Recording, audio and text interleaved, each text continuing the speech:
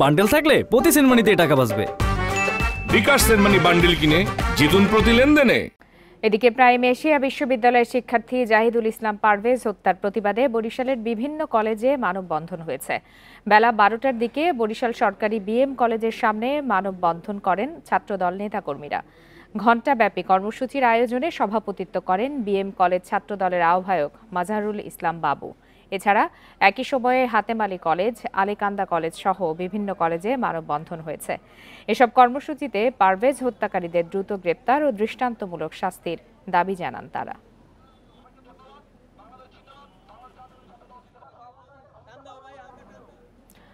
আর্থনা শীর্ষ সম্মেলনে যোগ দিতে কাতার যাচ্ছেন প্রধান উপদেষ্টা অধ্যাপক মোহাম্মদ ইউনূস। সন্ধ্যা 7টায় ঢাকা ছাড়বেন তিনি। 4 দিনের সফরে কাতারের আমির Sheikh Tamim bin Hamad Al থানির সঙ্গে দ্বিপক্ষীয় বৈঠক করবেন অধ্যাপক ইউনূস। ব্যবসা ও জ্বালানি সহযোগিতার পাশাপাশি ভিসা উন্মুক্ত করা এবং জনশক্তি রপ্তানি বাড়ানোতে গুরুত্ব দেওয়া হচ্ছে। প্রধান উপদেষ্টার সফরসঙ্গী পররাষ্ট্র উপদেষ্টা তৌহিদ হোসেন ও জ্বালানি উপদেষ্টা মোহাম্মদ ফাউজুল কবির খান। এছাড়া এই প্রথমবার 4 জন জাতীয় নারী ক্রীড়াবিদ প্রধান উপদেষ্টার সফরসঙ্গী হিসাবে কাতার যাচ্ছেন।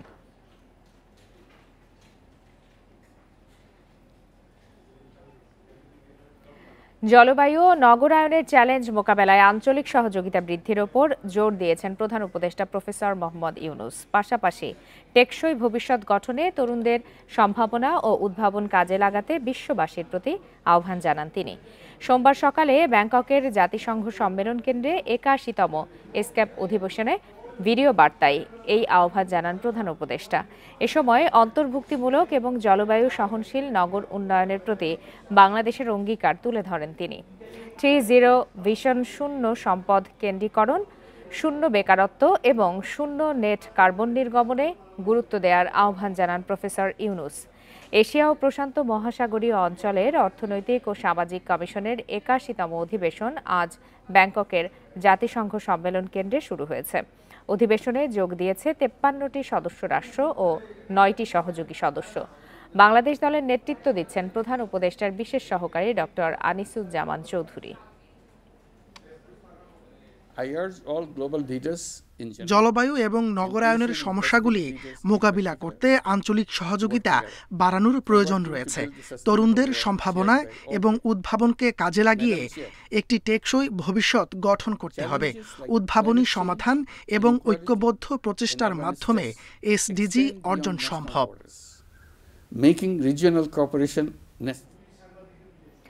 মানুষ যেন কথা বলতে পারে, গুম বা বিচার বহির্ভূত হত্যাকাণ্ডের শিকার না হয়, সেই লক্ষ্যে কাজ করছে ঐকমত্য কমিশন। বিচার বিভাগ যেন স্বাধীনভাবে কাজ করতে পারে তা নিশ্চিত করা হবে বলে জানান কমিশনের সহ সভাপতি অধ্যাপক আলী রিয়াজ। এর আগে সকালে সংসদ ভবনের এলডি হলে খেলাফত মজলিসের সঙ্গে বৈঠক শুরু করে ঐকমত্য কমিশন। শুরুতেই কমিশনের সহ সভাপতি বলেন, বাংলাদেশের মানুষের আকাঙ্ক্ষার প্রতিফলন হিসাবে 11টি সংস্কার কমিশন নিয়োগ দিয়েছে অন্তর্বর্তী সরকার। কমিশনগুলোর প্রতিবেদনের সারসংক্ষেপ রাজনৈতিক দলগুলোর কাছে পাঠানো হয়েছে। 11টি সংস্কার কমিশনের লক্ষ্য উদ্দেশ্য ফ্যাসিবাদ যাতে মাথাচাড়া না দেয় এবং জনগণের অধিকার প্রতিষ্ঠিত হয়। পরে খেলাফত মজলিসের সিনিয়র নায়েবে আমির মাওলানা ইউসুফ আশরাফি পাকিস্তান আন্দোলন, ভাষা আন্দোলন থেকে 69-এর গণ অভ্যুত্থান, 71-এর স্বাধীনতা সংগ্রাম সহ 24-এর অভ্যুত্থান পর্যন্ত যারা শহীদ হয়েছেন তাদের আত্মার মাগফিরাত কামনা করেন। মানুষ যেন কথা বলতে পারেন, মানুষ যেন তাদের জীবনাচরণের ক্ষেত্রে কোনো অবস্থাতেই প্রতিবন্ধকতার মুখোমুখি না হন, গুমের শিকার না হন, বিচার বহির্ভূত হত্যার শিকার না হন, অন্যায়ভাবে নির্যাতিত না হন, আইনের শাসন প্রতিষ্ঠিত হয়। যে বিষয়গুলো আমরা দ্বিমত পোষণ করেছি এর মধ্যে উল্লেখযোগ্য যে বিষয়গুলো, এর মধ্যে সংবিধানের যে মূল নীতি, ওখানে একটা শব্দ আসছে বহুত্ববাদ, একটা শব্দ ওনারা আনেছেন। আমরা এই বহুত্ববাদের বিরোধিতা করেছি। দেশে 8,000 ডাক্তারের সংকট রয়েছে। 15 সেপ্টেম্বরের মধ্যে বিশেষ বিসিএস এর মাধ্যমে 2,000 ডাক্তার নিয়োগ দেওয়া হচ্ছে বলে জানিয়েছেন স্বাস্থ্য উপদেষ্টা নূরজাহান বেগম। সকালে রেলওয়ের 10টি হাসপাতাল যৌথভাবে পরিচালনার জন্য রেল ও স্বাস্থ্য মন্ত্রণালয়ের মধ্যে সমঝোতা সই অনুষ্ঠানে একথা জানান তিনি। রেলওয়ের হাসপাতালগুলো জনসাধারণের জন্য উন্মুক্ত করে দেওয়া হচ্ছে। অবকাঠামো ও স্বাস্থ্যসেবা সংক্রান্ত উন্নয়ন শেষে সাধারণ মানুষ দেশের 10টি রেল হাসপাতালে চিকিৎসার সুযোগ পাবেন। রেল উপদেষ্টা ফাউজুল কবির খান বলেন, স্বাস্থ্য মন্ত্রণালয়ের রিপোর্টের পর অবকাঠামোগত উন্নয়নে ব্যবস্থা নেওয়া হবে। দেশের 10টি রেল হাসপাতালে বর্তমানে বেডের সংখ্যা 431টি। এতদিন এগুলো রেলের কর্মকর্তা কর্মচারীদের জন্য বরাদ্দ ছিল। তাদের পাশাপাশি সর্বসাধারণের চিকিৎসা নিশ্চিত করতে স্বল্প এবং দীর্ঘমেয়াদে কি করতে হবে তা ঠিক করা হবে বলেও জানান স্বাস্থ্য উপদেষ্টা। এগুলোর অবকাঠামোগত কিছু উন্নয়ন দরকার হবে। যেমন ধরেন কোথাও লিফট নাই, তো এখন রোগীকে তো আর পায়ে হাঁটে হেঁটে তো সবসময় নেওয়া সম্ভব হয় না। লিফট যদি না থাকে লিফটের ব্যবস্থা করতে হবে। আরও অন্যান্য পানি, ক্লিন ওয়াটার, পানি সরবরাহের ব্যবস্থা করতে হবে। আরও নানান সব ব্যবস্থা করতে হবে। স্বাস্থ্য মন্ত্রণালয়ের ডাক্তারের অভাব আছে, নার্সের অভাব আছে, টেকনোলজিস্টের অভাব আছে। তো আমরা প্রায় 2000 ডাক্তারের স্পেশালি নেওয়ার কথা বলেছিলাম। সেই 2000 ডাক্তার আমরা পাবো। মানে এত তাড়াহুড়া করার মধ্যে উনি এত প্রেশার দিয়েছেন, সবাইকে সম্মত করিয়েছেন, শেষ পর্যন্ত আসলো সেপ্টেম্বরের 15 তারিখের মধ্যে আমরা এই ডাক্তারগুলো পাবো।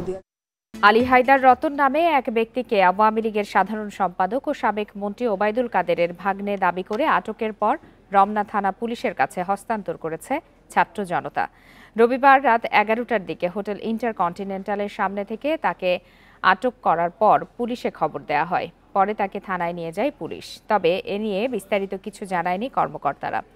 পুলিশ জানায়, পরিচয় যাচাই বাছাই ও তার বিরুদ্ধে মামলা আছে কিনা তা নিশ্চিতের পর বিস্তারিত জানানো হবে। এদিকে আটকের খবর শুনে থানায় জড়ো হন রতনের বেশ কয়েকজন বন্ধু ও স্বজন। তাদের অভিযোগ, আটক রতন ওবায়দুল কাদেরের দূর সম্পর্কের আত্মীয়, তবে ভাগ্নে নন।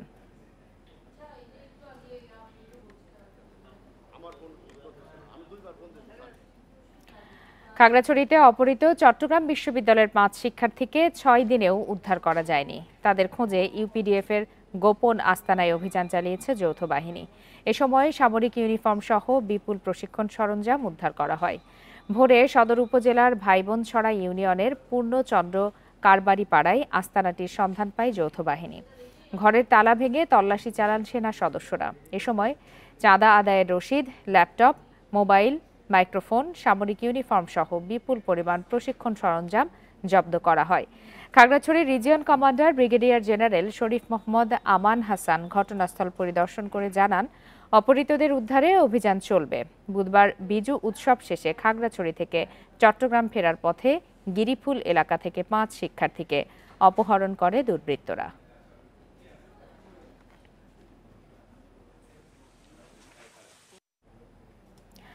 Diploma in nursing science and midwifery এবং ডিপ্লোমা ইন মিডওয়াইফারি কোর্সকে স্নাতক সমমান করার দাবিতে বিক্ষোভ ও মানববন্ধন করেছেন নার্সিং কলেজের শিক্ষার্থীরা। বরিশাল নগরীর অশ্বিনী কুমার হলের সামনে সকালে মিছিল নিয়ে জড়ো হন শিক্ষার্থীরা। পরে অনুষ্ঠিত হয় মানববন্ধন ও বিক্ষোভ সমাবেশ। নেত্রকোনা জেলা প্রেসক্লাবের সামনের সড়কের কর্মসূচিতে শিক্ষার্থীরা ছাড়াও যোগ দেন জেলা ডিপ্লোমা স্টুডেন্ট নার্সেস ইউনিয়নের সদস্যরা। এ সময় তারা বলেন, প্রধান উপদেষ্টা বরাবরে গত বছরের আগস্টে স্মারকলিপি দেওয়া হয়। তখন সরকারি এই দাবির সঙ্গে একমত পোষণ করলেও এখনো কোনো পদক্ষেপ না নেয়ায় আন্দোলনে নামতে হয়েছে বলে জানান তারা। এক দফা দাবিতে বিক্ষোভ কর্মসূচি হয়েছে জামালপুর, ঠাকুরগাঁও, চাঁদপুর সহ বিভিন্ন জেলায়।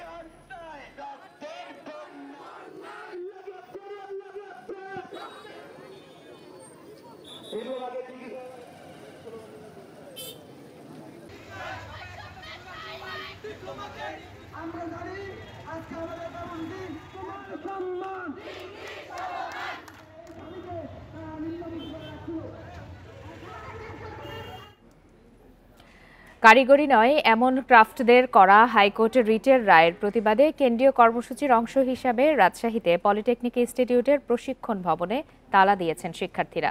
বেলা 11:30 থেকে দুপুর 1টা পর্যন্ত রাজশাহী পলিটেকনিক ইনস্টিটিউটের সামনে এই কর্মসূচি পালন করা হয়।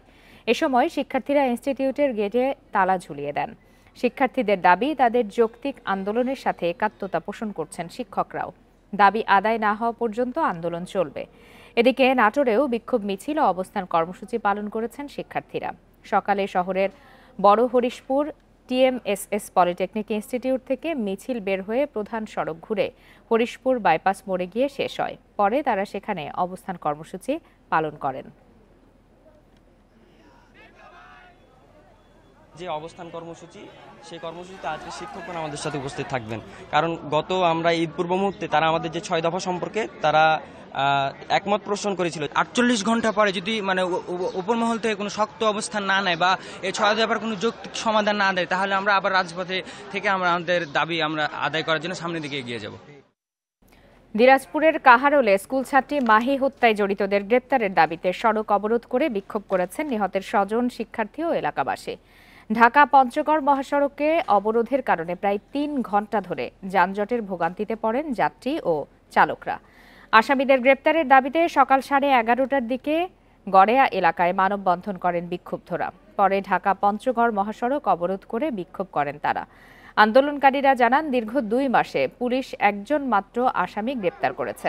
ঘটনার সাথে আরও 3 জন জড়িত থাকার কথা গ্রেপ্তার আসামি স্বীকার করলেও পুলিশ তাদের গ্রেপ্তার করেনি বলে অভিযোগ করা হয়। পরে 72 ঘন্টার মধ্যে আসামিদের গ্রেপ্তারের আলটিমেটাম দিয়ে 3 ঘন্টা পর সড়ক ছাড়েন বিক্ষুব্ধরা। 12 ফেব্রুয়ারি নিজ বাড়িতে ছুরিকাঘাত করা হয় 10ম শ্রেণীর শিক্ষার্থী মাহি আক্তারকে। 2 দিন পর চিকিৎসাধীন অবস্থায় মারা যায় মাহি।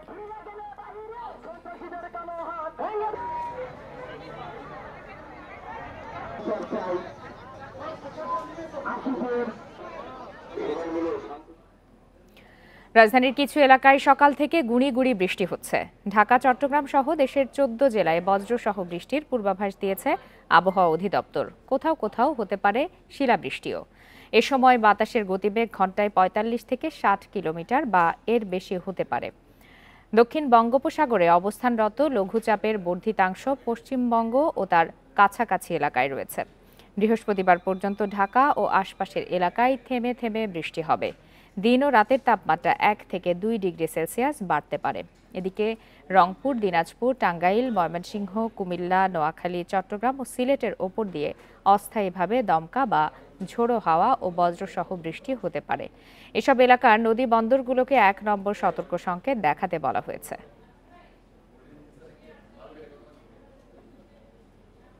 এই মুহূর্তে রাজধানীর ফরেন সার্ভিস একাডেমিতে প্রধান উপদেষ্টার কাতার সফর নিয়ে কথা বলছেন প্রধান উপদেষ্টার প্রেস উইং। সরাসরি চলে যাচ্ছে সেখানে। বেশ কিছু পত্রিকায় এসছে যে এক একজনের অ্যাকাউন্টসে কত রকমের কত টাকা ট্রানজাকশনের হিসাব আমরা পেয়েছি। আমার আপনার অ্যাকাউন্টসে তো 1 কোটি টাকার ট্রানজাকশনও দেখা যায় না, অথচ এক একজনের 800, 900, 1200 কোটি টাকা ট্রানজাকশন। একটা সরকারি কর্মচারী, একটা সরকারের মিনিস্টার বা একজন সরকারের যিনি সেক্রেটারি, উনি কত টাকা পান? Thank you.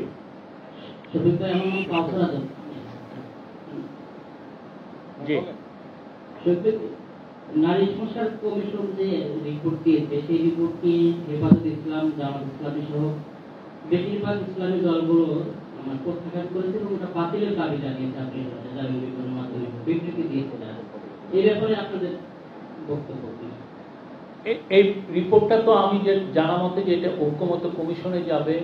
ঐক্যমত্য কমিশন এই রিপোর্টটাকে নিয়ে ভবিষ্যতে পলিটিক্যাল পার্টিগুলোর সাথে কথা বলবেন। এই পুরো রিপোর্টগুলো যেগুলো করা হচ্ছে, আজকেও যেমন শ্রম অধিকার নিয়ে যে রিপোর্টটা, আজকে আমাদের চিফ অ্যাডভাইজার বলেছেন যে যাতে তারা এই ঐক্যমত্য কমিশনে এটা সাবমিট করে, যাতে এদের যে অনেকগুলো জিনিসই তো আসলে পলিটিক্যাল ডিসকাশনের বিষয়, এটা পলিটিক্যাল পার্টিগুলো এটা অনেক ক্ষেত্রে ডিসাইড করবেন যে আমরা কতটুকু নিব আর কতটুকু নিব না। তো এই জন্য এই পুরো রিপোর্টগুলো আসলে ঐক্যমত্য কমিশনে যাবে এবং ঐক্যমত্য কমিশনই পরবর্তী দিক নির্দেশনা ঠিক করবেন কিভাবে এই রিপোর্টগুলো তারা পলিটিক্যাল পার্টিগুলোর সাথে কথা বলবেন। 3 তারিখের মধ্যে বাতিল না করলে এই কমিশন ওই দিন ওদের সমাবেশ করেছে হেফাজতের, তারা বৃহত্তর কর্মসূচি দেওয়ার ঘোষণা দিয়েছে। আমি এই বিষয়ে যেটা বললাম, আমি এটাই আমার বক্তব্য।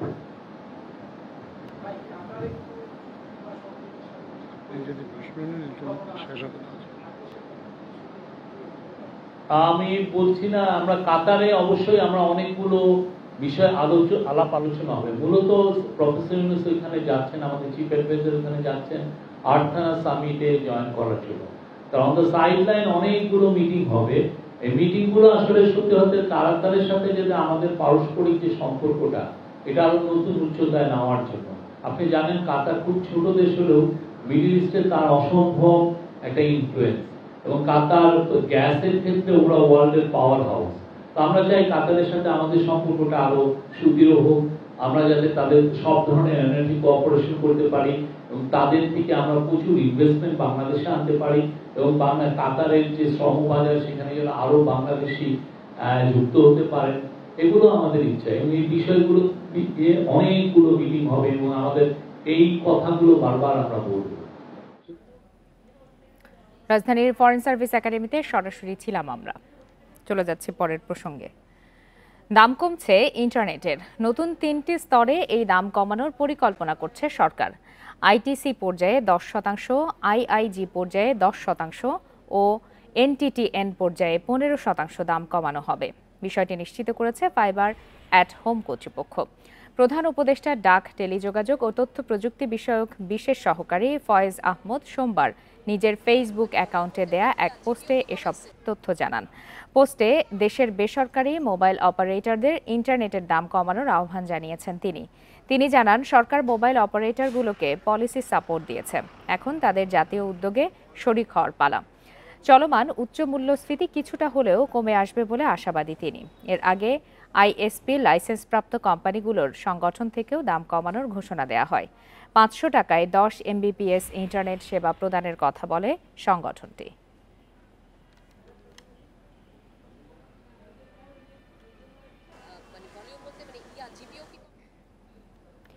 বিগত 5 বছরের মধ্যে সবচেয়ে কম বিদেশি বিনিয়োগ এসেছে 2024 সালে।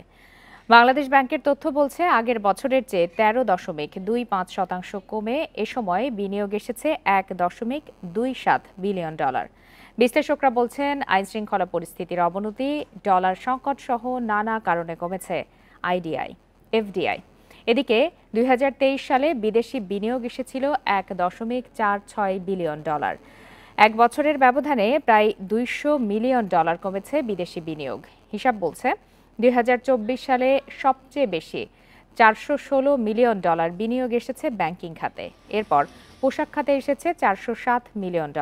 সংশ্লিষ্টরা বলছেন, রাজনৈতিক অস্থিরতায় বিনিয়োগকারীদের আস্থাহীনতায় কমছে বিদেশি বিনিয়োগ।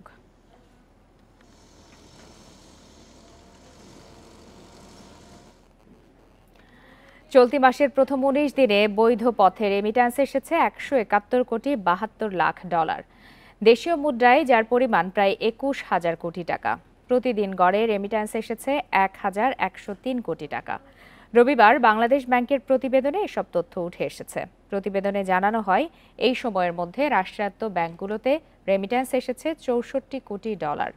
$9 কোটি এসেছে বিশেষায়িত একটি ব্যাংকে। এছাড়াও বেসরকারি ব্যাংকগুলোতে $98.54 লাখ এবং বিদেশি ব্যাংকগুলোতে এসেছে $33 লাখ রেমিট্যান্স। সংশ্লিষ্টরা বলছেন, অর্থ পাচারে কঠোর অবস্থান নিয়েছে বর্তমান সরকার। এতে অবৈধ চ্যানেলে টাকা পাঠানো কমেছে, ফলে বৈধ পথে রেমিট্যান্স আহরণ বেড়েছে।